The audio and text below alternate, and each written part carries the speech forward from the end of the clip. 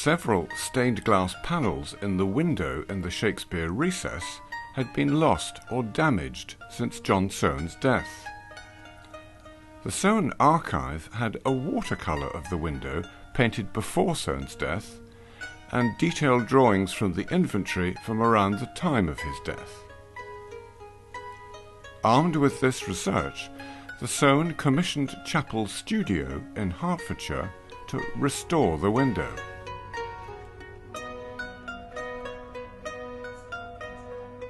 By 2012, Chapel had almost finished the restoration.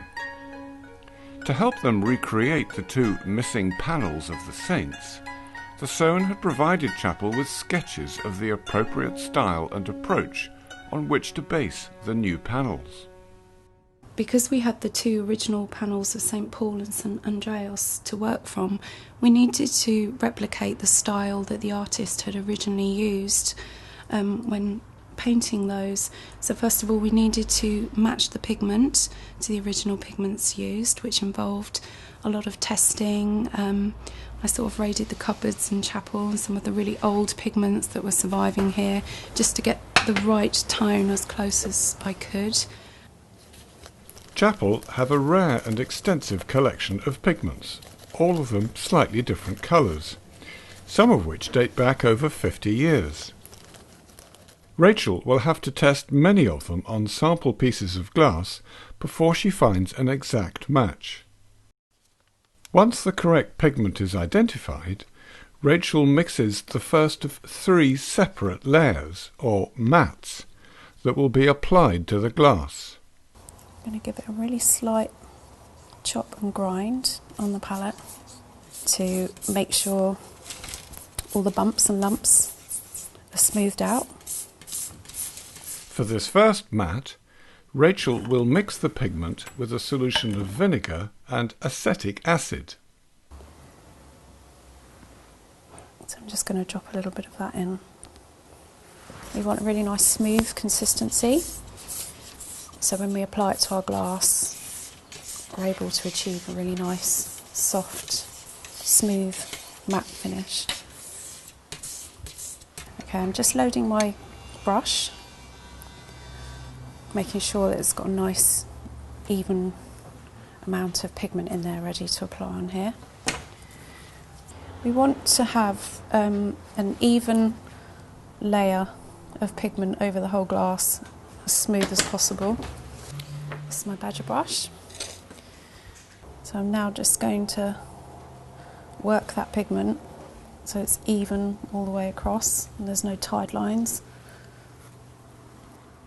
So when you come to work it later, picking it out, you've got a nice uniform finish to work from. Then we leave it to dry. Once this first vinegar mat is dry, Rachel places it over the master sketch of St Matthias, which she will use as a template. She can now start etching away some of the vinegar mat to begin the process of creating the image of the saint.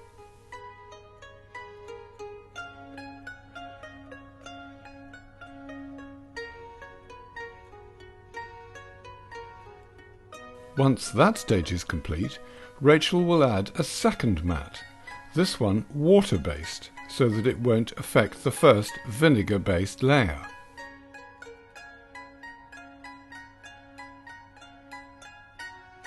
Once that's dry, she can continue the etching.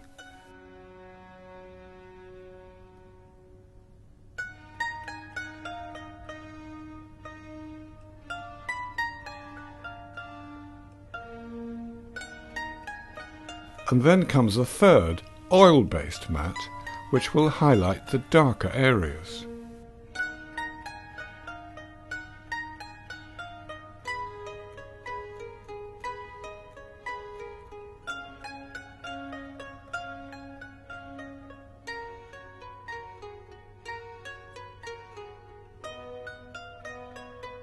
And finally, the completed piece is fired.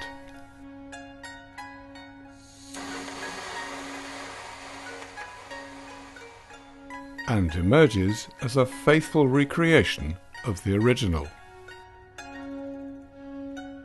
So that was quite challenging to work exactly as the artist had worked all those years ago and make it look convincing. And there were repairs to be done as well. The top left-hand panel is depicting the scene of the Annunciation and has sustained some damage in the past and has its original leads there, repair leads. We weren't able to remove those repair leads because they were recorded in Soane's time. It has to be left in situ. So there was one small area in the corner which we were able to remove a lead because that wasn't on the recorded drawing in the journal, so it was decided that that one we could remove from situ and do a very simple resin bond on that.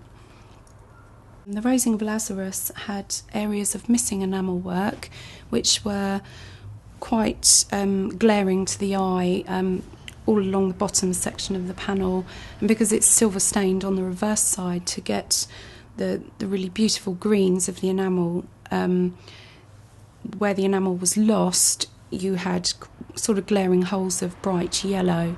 So what we did on a backing plate is we reinforced the blue enamel, so when it was plated it just gave a really nice wash of the missing green tone. So when they were sandwiched together, as you can see, there's no detracting areas on that panel.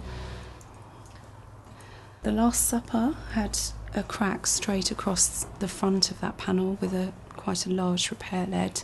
We were able to remove that and resin bond the piece back together, so that now reads beautifully. This is the panel depicting St Clair, which has been reproduced from the watercolour sketch. We've incorporated a ruby border which sits either side of the painting.